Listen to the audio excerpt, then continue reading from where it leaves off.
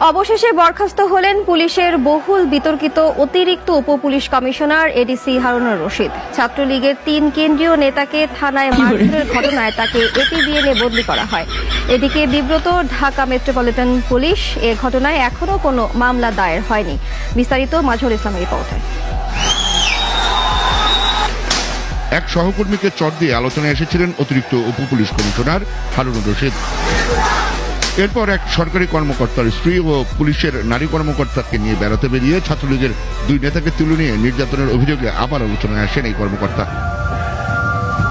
রোববার নির্যাতনের ঘটনার সুষ্ঠু বিচারের দাবিতে স্বরাষ্ট্রমন্ত্রীর সঙ্গে সাক্ষাৎ করেন বাংলাদেশ ছাত্রলীগের সভাপতি সাদ্দাম হোসেন ও সাধারণ সম্পাদক শেখ ইনান। স্বরাষ্ট্রমন্ত্রী তাৎক্ষণিকভাবে এডিসি হারুনকে প্রত্যাহার করে বিভাগীয় তদন্ত প্রক্রিয়া শুরু করেন। আশ্বাস দেন বিভাগীয় তদন্তে দোষী প্রমাণিত হলে সর্বোচ্চ শাস্তির। এরই ধারাবাহিকতায় ডিএমপির কমিশনার খন্দকার গোলাম ফারুকের সঙ্গে দেখা করেন